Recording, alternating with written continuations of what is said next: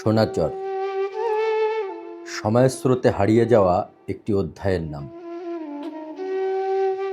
শীতলক্ষার শান্ত জলরাশির কোল ঘেঁষে দাঁড়িয়ে আছে এক নিঃশব্দ সাক্ষী। সময় যার গায়ে কেটে গেছে ইতিহাসের আঁচড়।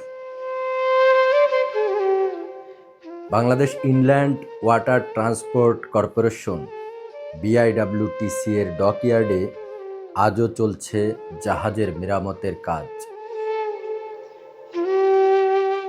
এই কর্মচাঞ্চল্যের ভেতরেও কিছু দৃশ্য সময়কে থমকে দেয়। প্রায় 1 শতাব্দীরও পুরাতন এক পরিত্যক্ত স্থাপনা।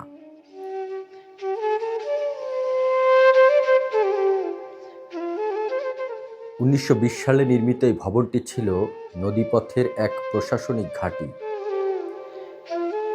ব্রিটিশ আমলে ব্যবহৃত হতো নৌবন্দর বা কারিগরি কার্যালয় হিসাবে। আজ সেটি পরিণত হয়েছে নিঃসঙ্গ ভুতুড়ে ইতিহাসে। দেয়ালের ক্ষয়ে যাওয়া রঙে লুকিয়ে আছে শত বছরের গল্প আর ইতিহাসের স্মৃতিচিহ্ন। কোনো একদিন এখানে কর্মযজ্ঞের কোলাহল, মানুষের শোরগোল আর ইস্পাতের শব্দ মিশে যেত নদীর ঢেউয়ের সাথে।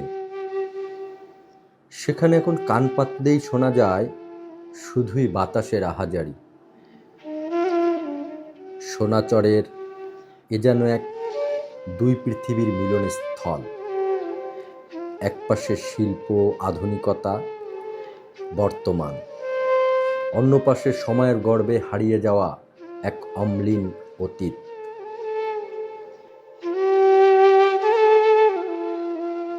একই ফ্রেমে দাঁড়িয়ে আছে বর্তমান আর অতীত, যেন বর্তমানের ঘাড়ে নিঃশ্বাস ফেলছে শত বছরের আমাদের অতীত। ইতিহাসের সাক্ষী হয়ে 105 বছর ধরে দাঁড়িয়ে আছে পেছনের এই ভবনটি। 1920 সালে নির্মিত ব্রিটিশদের এই ভবনটি ইতিমধ্যে ঝুঁকিপূর্ণ ঘোষণা করা হয়েছে। অতীতের কর্মচঞ্চল ভবনটি আজ শুধুই ইতিহাসের নীরব এক জাদুঘর।